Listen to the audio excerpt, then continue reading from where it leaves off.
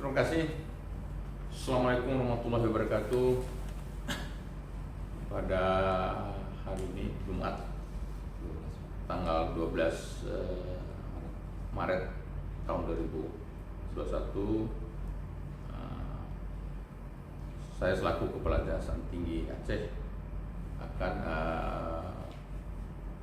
melaporkan atau menyiarkan secara khusus berkaitan dengan penyelidikan beberapa perkara yang ditingkatkan menjadi kasus penyidikan sebagai berikut. Penyelidikan dugaan tindak pidana korupsi program peremajaan sawit rakyat di Provinsi Aceh tahun anggaran 2018, 2019 dan 2020 ditingkatkan ke tahap penyidikan. Bahwa tim penyelidik Kejaksaan Tinggi Aceh telah berhasil melakukan penyelidikan dugaan tindak pidana korupsi dalam program peremajaan sawit rakyat di Provinsi Aceh tahun 2018, 2019 dan tahun 2020. Dan dari hasil penyelidikan tersebut ditingkatkan ke tahap penyidikan. Bahwa sumber anggaran program peremajaan sawit rakyat berasal dari Badan Layanan Umum BLU, Badan Pengelola Dana Perkebunan Kelapa Sawit yang disingkat BPDPKS, yang berada di bawah Kementerian Keuangan Republik Indonesia. Bahwa dana peremajaan kelapa sawit yang telah disalurkan ke Provinsi Aceh sebesar tahun 2018 sebesar 16 miliar 60.682.500 rupiah. Tahun 2019 sebesar 243 miliar 268.345.000 rupiah. C. Tahun 2020 sebesar 425 miliar 547.659.500 rupiah. Total secara keseluruhan yaitu 4 miliar 876.687.000 rupiah. Dalam proses pengajuan dana, pelaksanaan dan pertanggungjawabannya program peremajaan kelapa sawit mengacu kepada peraturan Peraturan Menteri Pertanian Republik Indonesia nomor 18 Permentan KB titik 330/5/2016 tentang pedoman peremajaan perkebunan kelapa sawit dan perubahannya.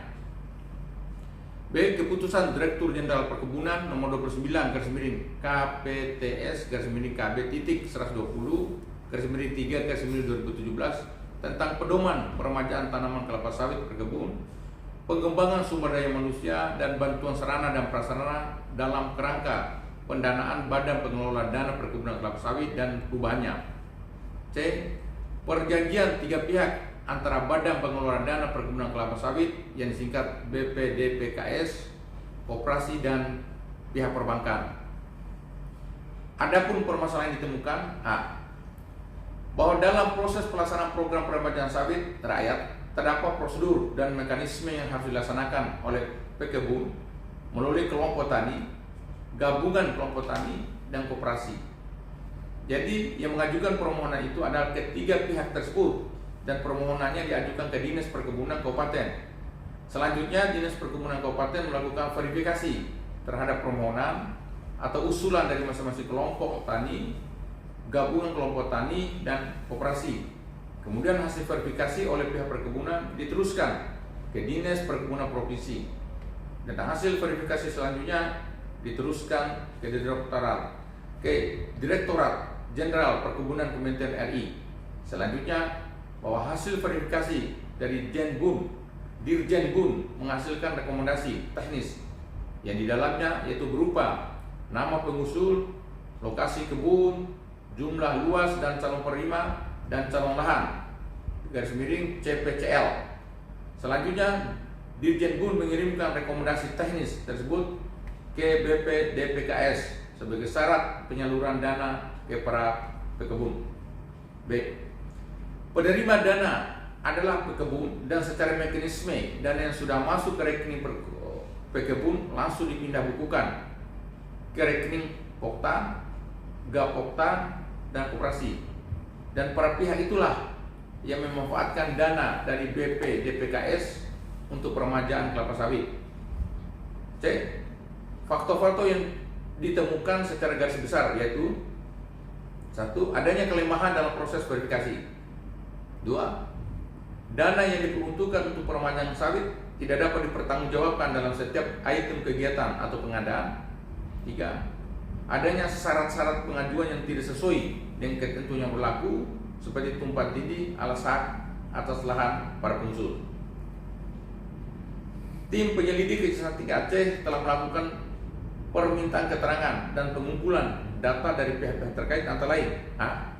Pihak BP DPKS Kementerian Keuangan. B.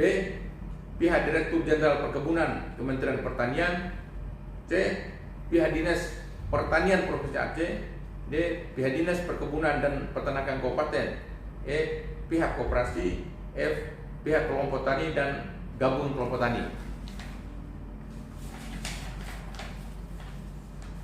Dengan ditingkatnya ke tahap penyidikan, kita semua berharap tim penyidik tindak pidana khusus Kejati Aceh dapat segera menetapkan pihak-pihak yang bertanggung jawab terhadap adanya kerugian keuangan negara pada Aceh 12 Maret 2021 Kejaksaan Tinggi Aceh Muhammad Yusuf.